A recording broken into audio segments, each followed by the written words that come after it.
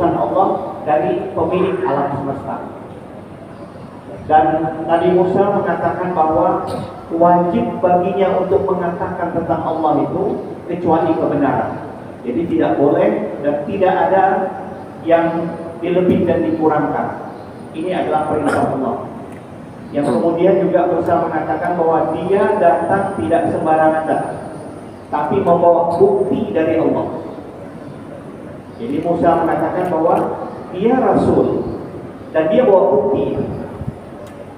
Dan permintaan terakhir Musa adalah bebaskan orang Bani Israel dari penindasan Fir'aun.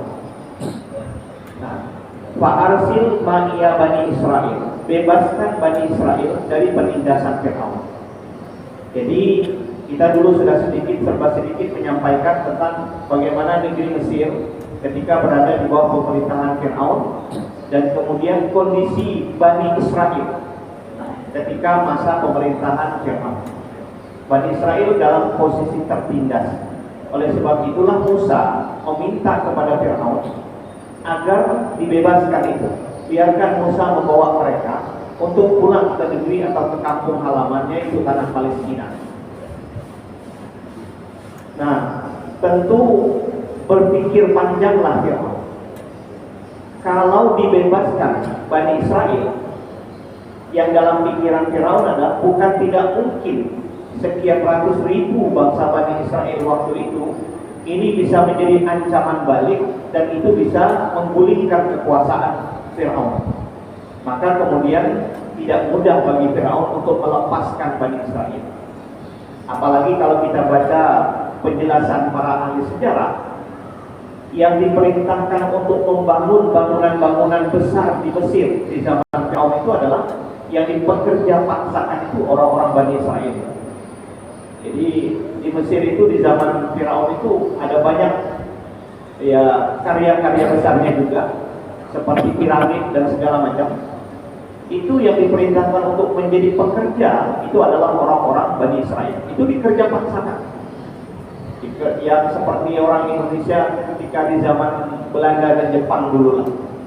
Jadi kalau Bapak Ibu yang mungkin punya orang tua kita yang hidup di zaman Belanda dan Jepang, itu mereka pasti pernah cerita bahwa bangsa Indonesia itu pernah dipekerja paksakan. Nah, mungkin kondisi di zaman Firaun jauh lebih parah. Oleh sebab itu permintaan terakhir Musa adalah bebaskan Bani Israel. Nah, itu tuntutan Musa. Nah, kita bisa lanjutkan ke ayat berikutnya. Apa jawaban Fir'aun atas permintaan-permintaan dari Nabi Musa itu? Qala in kunta ji'ta bi ayatin fa'ti biha in kunta minas shadiqin. Nah, menghadapi tuntutan Musa, apa jawaban Fir'aun? Qala, Fir'aun berkata, in kunta ji'ta bi ayatin, wahai Musa, jika benar engkau datang sebagai utusan Tuhan dan membawa bukti bahwa engkau adalah utusan Tuhan, fakti biha, coba tunjukkan bukti itu. Fakti biha, coba perlihatkan bukti itu. Mana buktinya bahwa engkau betul rasul utusan Allah? Tadi kan kamu bilang bahwa kamu rasul utusan Allah dan punya bukti. Nah, sekarang mana bukti? Tunjukkan bukti itu. Fakti biha, datangkan bukti itu. In kunta minas shadiqin, jika engkau termasuk orang yang benar dalam perkataan dan perbuatanmu bahwa engkau adalah rasul utusan Allah. Kira-kira gampangnya, coba kau perlihatkan di hadapan kami ini, mana bukti? Nah, ini kira-kira pembicaraannya di dalam istana Fir'aun nih, di depan. Biasalah, raja duduk, kemudian para pembesarnya di samping, dan Musa dan Harun berada di depan. Jadi dialog ini di dalam istana Fir'aun. Jadi kata Fir'aun, fakti biha in kunta minas shadiqin, coba tunjukkan bukti itu. Jika betul engkau adalah orang yang benar dalam perkataan dan perbuatanmu, yang ngaku-ngaku dirimu adalah rasul utusan Allah. Maka begitu Fir'aun menyatakan mana buktinya, Musa langsung saja, istilahnya nggak perlu nunggu waktu lama. Maka kita bisa rasakan dalam ayat ini, fa'alqa asahu. Bapak Ibu yang saya muliakan, kalau ada sebagian Bapak Ibu yang melihat teks Qur'annya, jadi dalam bahasa Arab, huruf fa itu menunjukkan bahwa antara satu perbuatan dengan perbuatan berikutnya itu nggak selang lama. Jadi kalau kita gambarkan, begitu selesai Fir'aun mengatakan, mana buktimu? Maka Musa langsung saja menunjukkan bukti. Apa salah satu bukti yang ditunjukkan Musa? Fa'alqa asahu. Maka Musa menjatuhkan tongkatnya. Maka Musa menjatuhkan tongkatnya di depan Fir'aun. Apa yang kemudian terjadi? Fa'idah hiya thubanun mubin. Maka tiba-tiba tongkat itu betul-betul menjadi seekor ular yang besar. Nah, Bapak Ibu yang saya muliakan, ini kalau kita baca keseluruhan ayat tentang mukjizat Nabi Musa, ini ada 9 mukjizat, tapi salah satunya ini yang terbesar. Quran menyebut berkaitan dengan ular itu beberapa kata. Dulu waktu Nabi Musa kali pertama menerima wahyu di Bukit Tursina itu, Musa kan biasalah orang padang pasir pengembala itu bawa tongkat. Ketika pertama kali Nabi Musa itu menerima wahyu, salah satu perintah Allah, jatuhkan tongkatmu. Begitu Musa melepaskan tongkatnya di Bukit Tursina itu, waktu itu Quran menggambarkan Fa'izan hiya hayatun tasma. Tiba-tiba tongkat Musa itu menjadi hayatun, hayat. Bahasa Arabnya kalau kita terjemahkan ular. Di sini bahasa Arabnya sobat. Nah, para ulama tafsir itu bilang begini, yang hayatun itu ularnya kecil. Karena waktu Nabi Musa berada di Bukit Tursina itu, Allah hanya ingin menunjukkan bahwa ini salah satu mukjizat. Ularnya kecil, tidak besar. Tongkat itu juga, tapi ularnya kecil. Tapi meskipun kecil, itu ularnya bergerak lincah. Tapi pas ini yang digambarkan ayat yang sedang kita baca, ini di hadapan Fir'aun. Maka bahasa Qur'annya sobat. Ternyata tongkat yang itu juga sebagai alat mukjizat, ularnya berubah menjadi sangat-sangat besar. Jadi kalau kita hanya membaca bahasa Arabnya, maka mungkin terkesan berbeda apa yang dikatakan Quran di berbagai ayat tentang tongkat ini. Nah, di sini Quran menyebut soban. Soban itu artinya ular yang jenis kelaminnya jantan tapi paling besar. Nah, kalau mungkin kita pernah dengar, kalau ular kobra itu yang paling besarnya disebut king cobra. King cobra itu istilahnya.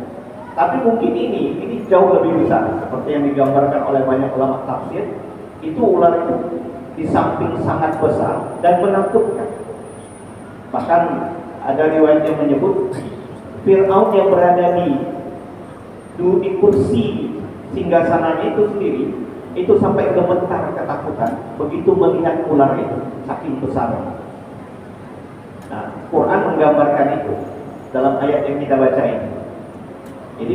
Jadi mukjizat itu ya ditujukan kepada siapa lawan. Ketika di Bukit Tursina itu ularnya kecil saja, karena memang dia tidak diperlukan untuk melawan orang yang mengancam Nabi Musa. Makanya ularnya kecil saja. Dan itu pun sebetulnya Nabi Musa sudah takut. Lalu kemudian Allah perintahkan, ambil kembali, pegang kembali ekornya, maka dia akan utuh menjadi tongkat kembali. Tapi di sini sebagai bukti dan sekaligus untuk menakuti Fir'aun itu, maka ularnya itu berubah menjadi sangat besar. Nah, Quran itu menggambarkan ular itu su'ban. Tapi kemudian ular yang disebut su'ban itu, ular yang sangat besar itu dikasih sifat oleh Al-Quran, mubin. Apa gunanya kata itu? Ini Quran sedang ingin menggambarkan bahwa ini bukan istilahnya kalau orang sihir, trik main mata, ini trik sulap, bukan. ini beneran ular. Makanya Quran menyebut Soban Mubin, ini betul nyata ular itu. Bukan ular hasil imajinasi tukang sihir, tidak. Ini betul-betul nyata ular itu. Nah, jadi Quran sebegitu jelasnya menggambarkan bahwa yang ditampakkan ke hadapan Fir'aun itu betul-betul ular yang besar, dan itu nyata ular beneran. Lalu kemudian itu satu mukjizat yang diperlihatkan oleh Musa, tanda bahwa dia Rasul utusan Allah. Yang kedua, Musa langsung menunjukkan mukjizat yang lain. Wa naza'a yadahu fa idza hiya baydha'u lin-nazirin. Naza'a yadahu. Kalau saya terjemahkan harfiah, kata naza'a itu bahasa harfiahnya adalah mencabut sesuatu tetapi dengan agak sulit. Jadi di ayat yang lain itu Musa itu memasukkan tangannya itu ila jaybihi. Jaybihi itu seringkali orang menerjemahkannya dengan saku. Karena bahasa Arab hari ini kantong ini, saku baju ini jaybun bahasa Arabnya. Tapi tidak Bapak Ibu. Yang jaybun itu dalam bahasa Arab lama ini leher baju ini. Jadi kalau baju ada yang agak besar, jadi masukkan tangan itu dari leher baju, bukan di kantong. Jadi tangan Musa itu harus dimasukkan lewat leher sampai ke tiangnya. Itu makanya mencabutnya agak susah. Itu yang digambarkan Quran, naza'a yadahu. Jadi salah satu mukjizat yang diperlihatkan kepada Firaun itu Musa memasukkan tangannya lewat leher baju. Walaupun bahasa Arabnya jaybun. Jaybun itu hari ini bahasa Arab sekarang kantong baju kita, tapi bahasa Arab lama bukan. Itu baju yang agak besar leher. Ini kayak baju apa orang Arab sekarang itu ada baju yang agak besar, itu lehernya bisa masuk tangan gitu. Nah, setelah ditarik, maka tangan Nabi Musa itu berubah menjadi menyinarkan sinar yang putih dan terang, dan itu menyilaukan. Padahal kata para ulama tafsir, kulitnya Nabi Musa itu bukan putih, tapi agak hitam seperti orang-orang dari bangsa Sudan, karena Afrika. Nah, tapi tangan Nabi Musa setelah keluar dari leher bajunya itu memancarkan sinar yang sangat terang putih, dan itu menyilaukan. Makanya Quran menggambarkan wa naza'a yadahu. Nabi Musa mencabut tangannya dari leher bajunya tadi. Fa idza hiya baydha'un nazirin. Maka tiba-tiba tangannya itu memancarkan cahaya putih yang sangat terang, dan itu menyilaukan bagi orang-orang yang melihatnya. Jadi siapapun yang hadir dalam istana itu menyaksikan tangan Nabi Musa memancarkan cahaya yang sedemikian terang. Ya, walaupun soal ini ada banyak riwayat dalam kitab-kitab tafsir, saya tidak kemukakan. Tapi ada satu riwayat yang menarik dari Ibnu Abbas, seorang ulama tafsir dari generasi sahabat. Kata Sayyidina Abbas, cahaya terang yang terpancar dari tangan Nabi Musa itu seperti sinar terang yang tersambung sampai ke langit, tembus sampai ke langit. Nah, seperti itu. Ini yang dikatakan oleh Sayyidina Abbas. Dan banyak lagi pendapat yang lain. Tapi intinya adalah bahwa apa yang diperlihatkan oleh Nabi Musa itu adalah sebuah mukjizat dan pastinya sangat luar biasa. Lalu kemudian setelah menyaksikan dua mukjizat ini atau dua tanda kerasulan ini, falal mala'u min qaumi Fir'aun, berkatalah orang-orang penting yang ada di sekitar Fir'aun. Ini kan pertunjukan Fir'aun dan orang-orang pembesar-pembesarnya, entah menteri, entah perdana menteri, menyaksikan semua. Setelah melihat pertunjukan Musa itu, falal mala'u min qaumi Fir'aun, berkatalah orang-orang yang menjadi petinggi atau orang-orang penting dari kaum Fir'aun. Ini para pejabat tinggi di sekitar Firaun. Apa kata mereka? Inna haza lasahirun alim. Nah ini yang kita saksikan ini, sesungguhnya dia yang disebut haza itu, saking nggak mau nyebut Musa aja dia sebut haza. Ini dalam istilah bahasa Arab, menyebut haza itu Bapak Ibu ada beragam makna. Cobalah kita kalau misalnya lagi benci pada seseorang, nyebut namanya nggak mau, kita bilang dia ini. Menyebut dia ini itu ada nada ketidaksenangan. Maka Quran seolah-olah tahu bahwa petinggi-petinggi yang ada di sekitar Firaun itu nggak senang dengan Musa yang mempertunjukkan mukjizatnya. Apa dalam pikiran mereka? Kalau sampai ini tersebar keluar dan khalayak ramai banyak mengikut Musa, maka posisi mereka sebagai orang penting di kerajaan Firaun itu akan terancam. Nah, itu sebabnya mereka sudah mulai menghasut kepada Firaun. Jadi mukjizat yang mereka lihat itu oleh para petinggi, oleh para menteri-menteri Firaun itu, nah ini kita sedang menyaksikan seorang tukang sihir. Jadi Musa saat itu juga dituduh sebagai tukang sihir. Nah, kalimat ini sesungguhnya adalah hasutan dari para petinggi Firaun itu kepada Firaun. Jadi kata haza itu tujuannya adalah sebuah ungkapan saking nggak maunya dia menyebut nama Musa itu diganti saja dengan haza. Nah, begitulah ketakutan orang-orang yang ada di sekitar Firaun itu. Sehingga dia bilang, Inna haza lasahirun alim.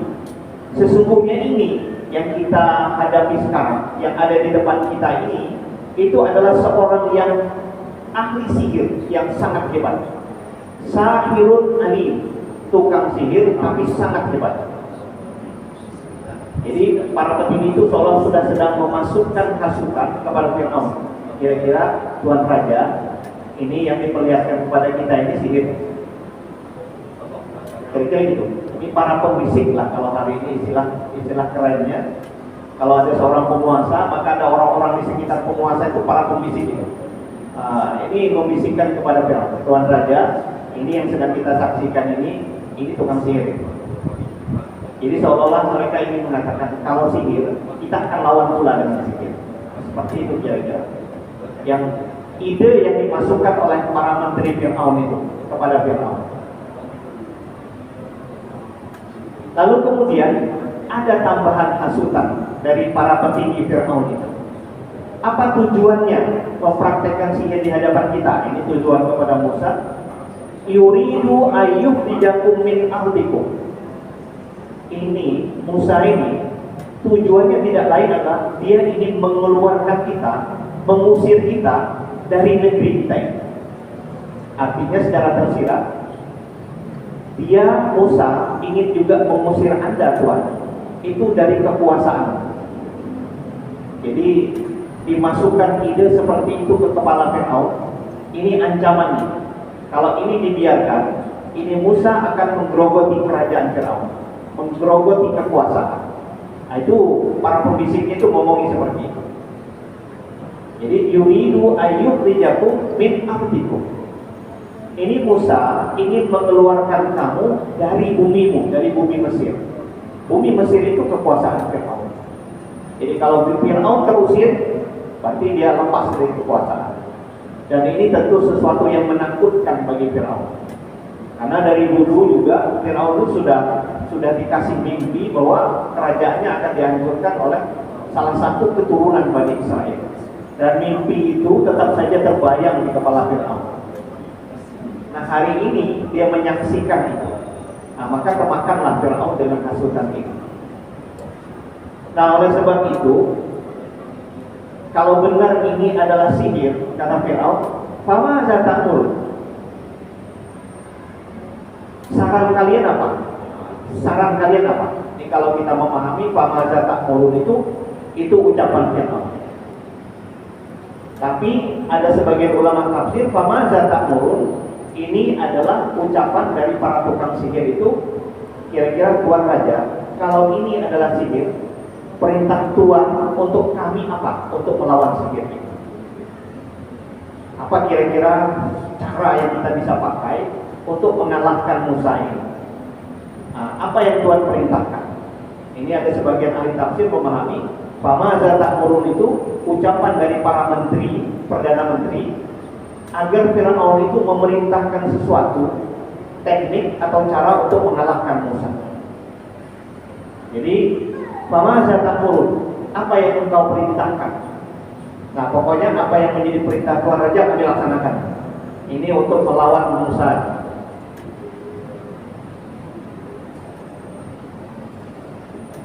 Lalu kemudian lanjutannya, kalau ini para pembesar kerajaan itu berkata lagi, arji wa akhabu. Persoalan ini Tuan Raja, kita tunda dulu. Jangan kita selesaikan hari ini. Bisa kita minta waktu, kita carikan tukang sihir. Di Mesir ini banyak tukang sihir. Nah, jadi kalau kita buka, ya biasalah, beberapa ribu tahun yang lalu di banyak kerajaan di belahan dunia ini, di mana tingkat keyakinan orang kepada hal-hal yang bersifat tadi mistik itu masih sangat tinggi sampai hari ini pun, maka tidak ada bedanya dengan Mesir. Jadi kalau kita baca sejarah Mesir itu ada daerah Mesir Said namanya. Mesir Said itu kira-kira daerah Mesir pegunungan atau pedalaman. Nah, di Mesir, di kampung-kampung di Mesir pedalaman itu banyak sekali ahli sihir. Nah, jadi kata para menteri Firaun itu mengusulkan kepada Firaun, lalu mereka berkata, arji wa akhahu, kita tunda dulu urusan Musa dan saudaranya ini. Kita tunda dulu. Nah, nanti urusan kita lanjut belakangan.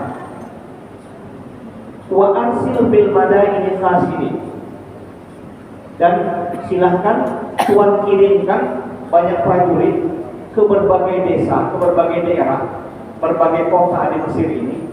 Gunanya apa? Khasini, untuk mengumpulkan tukang sihir. Nah, ini saran dari para menteri Firaun. Jadi singkatnya, ya Firaun mengumumkan membuat pasukan-pasukan tertentu yang berjalan ke berbagai daerah untuk mengumpulkan tukang sihir. Ini biasalah undangan raja. Raja suruh kumpul ke ibu kota di hari tertentu, para penyihir hebat. Nah, tapi ini atas usul dari para menteri Firaun.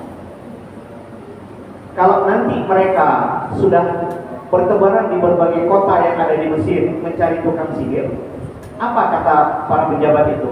Ya'tuka bi kulli sahirin alim. Pasti mereka akan datang membawa kepadamu itu dengan banyak sekali tukang sihir yang hebat-hebat di Mesir itu.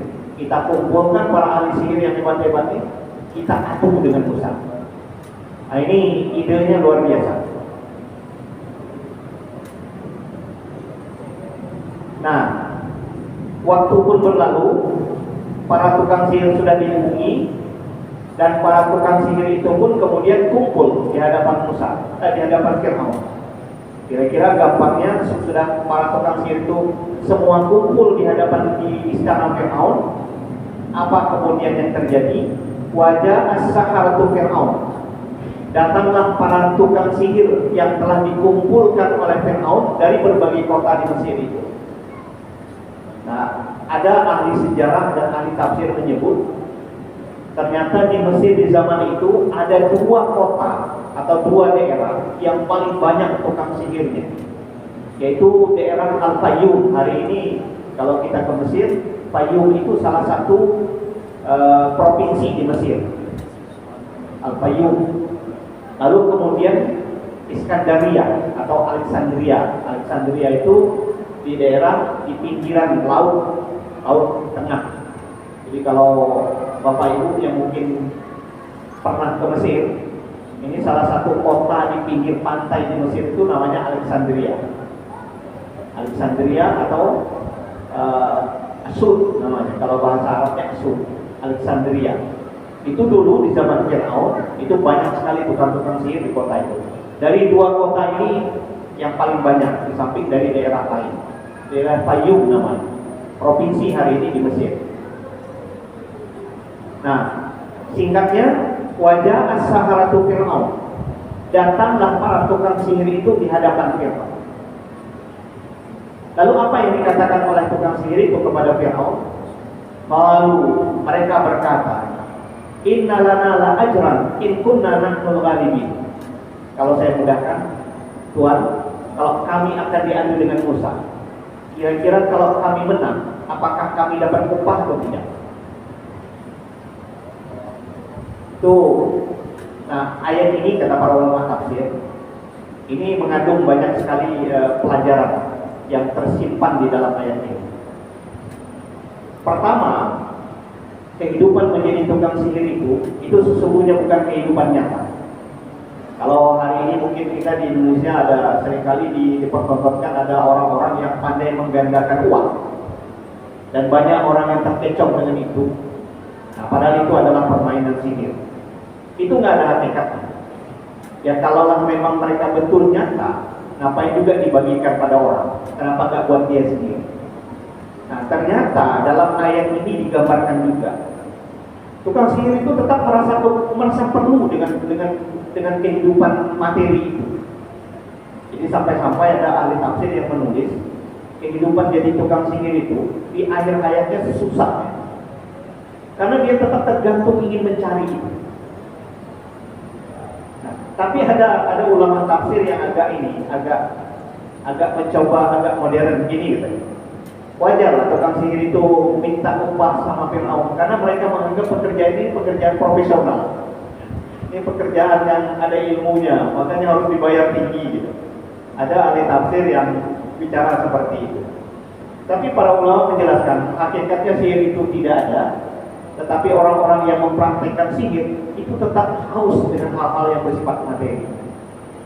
Maka kemudian apa yang mereka minta dari Fir'aun, ini dia.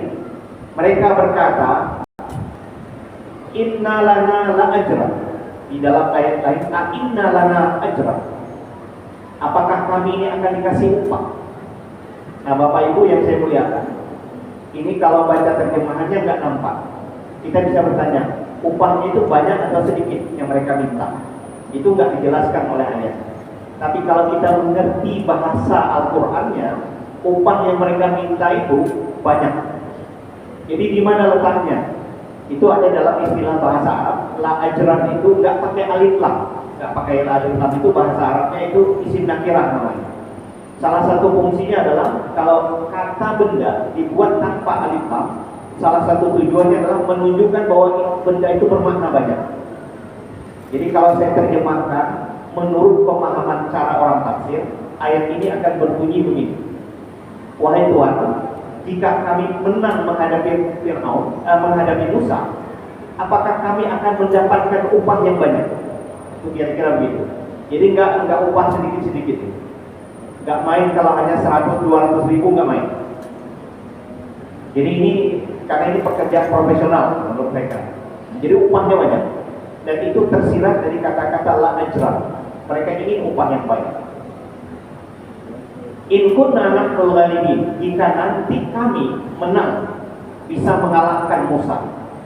Kalau kami menang, kami bisa mengalahkan Musa, kami dapat upah yang banyak atau tidak? Apa jawab Fir'aun? Qala na'am.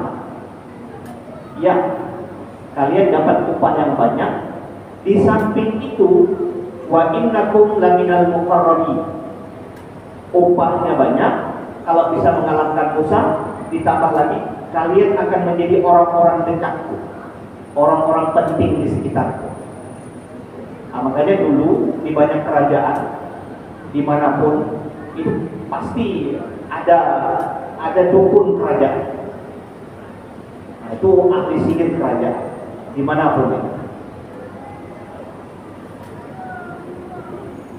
Nah, jadi kalau menang, upah yang besar dapat, tapi juga menjadi orang penting di sekitar raja.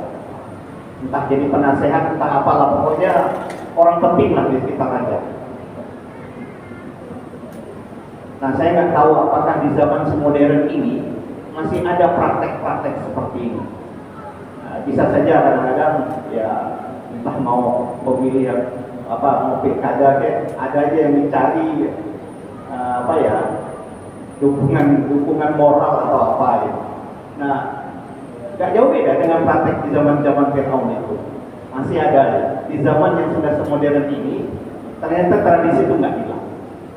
Jadi orang nggak pernah percaya, tetap aja seperti tidak percaya dengan takdir Allah itu, dengan ikhtiar, doa, dan kemudian ketentuan Allah. Jadi ada cara-cara yang di belakang layar yang dikerjakan. Dan ternyata itu tidak cara baru. Di zaman yang sudah sebegini maju pun, ternyata praktek itu seringkali kita diperdengarkan lah. Kalau kita nggak menyaksikan langsung, tapi ada saja bisik-bisik yang menyatakan bahwa ada kekuatan supranatural yang dipakai untuk memenangkan si A, si B, dan seterusnya. Jadi saya pikir itu masih cara-cara di zaman Fir'aun dulu lah itu. Nggak jauh beda.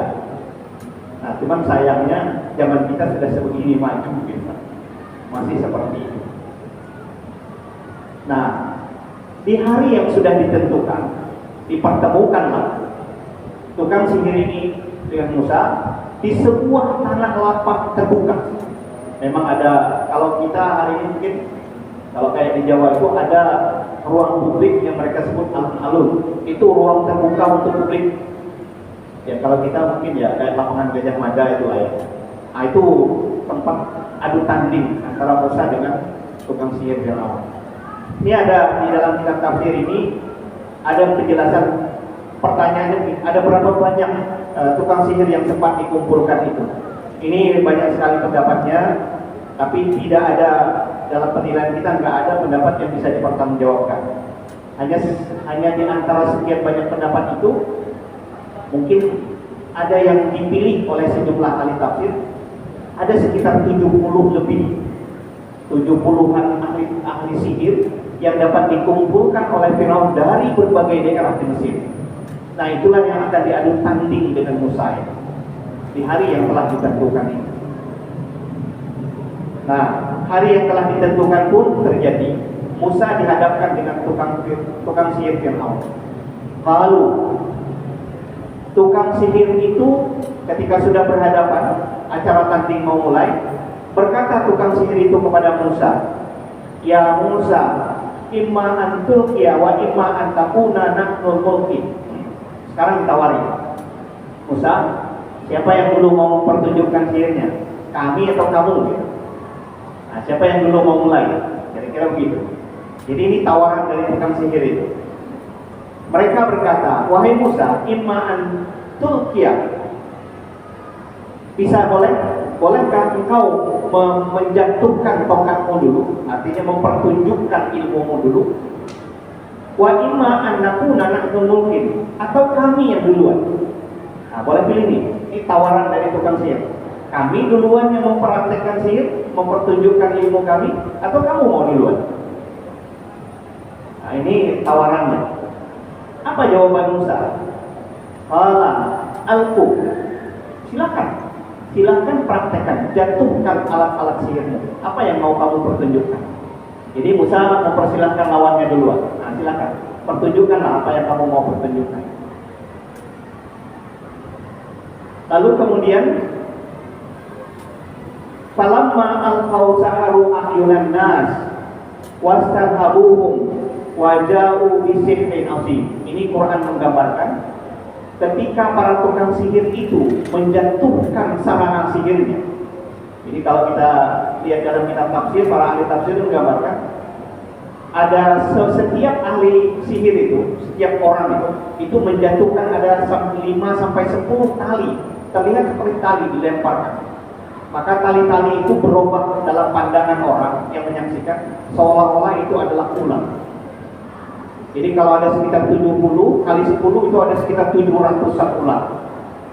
Dan itu digambarkan Quran. Para penonton pun itu terkesan ketakutan dengan segitu banyaknya ular itu. Maka falamma alqaw saharu ahyunan nas, maka ketika tukang sihir itu menjatuhkan sarana sihirnya, mereka itu menyihir pandangan mata. Nah, ini Quran menggambarkan Sihir itu seolah-olah hanya membalikkan pandangan mata. Makanya ada yang menarik kalau orang di bahasa Melayu, sulap itu kan silap mata. Jadi Quran itu apa yang ingin dikatakan Quran? Sihir itu nggak ada hakikat, cuman kepandaian mengolah, membalikkan pandangan mata. Jadi diilusikan seolah-olah itu ular, padahal hakikatnya enggak. Jadi Quran menggambarkan saharu ayunan nas wastarhabuhum, dan membuat mereka menjadi ketakutan. Orang-orang sekitar ketakutan. Dan Quran mengakui waja'u bisihrin azim. Mereka memang mendatangkan praktek sihir yang luar biasa hebat. Ini menandakan bahwa di negeri Mesir waktu itu praktek sihir itu sudah menjadi kebiasaan. Nah, Bapak Ibu yang saya muliakan, mungkin karena keterbatasan waktu, ini dulu yang bisa saya sampaikan. Mohon maaf atas segala kekurangan. Insya Allah kita akan lanjutkan di kesempatan lain. Billahi taufiq wal hidayah. Assalamualaikum warahmatullahi wabarakatuh. A'udzubillahi minasyaitonir rajim. Bismillahirrahmanirrahim. Alhamdulillahirabbil alamin wassalatu wassalamu ala asyrofil mursalin sayyidina wa maulana Muhammad wa ala alihi wa sahbihi ajmain. Allahumma anfa'na bima 'allamtana wa 'allimna ma yanfa'una wa zidna ilman nafi'a wa hidayatan wa tawfiqa. Allahumma anfa'na bima 'allamtana wa 'allimna ma yanfa'una wa zidna ilman nafi'a.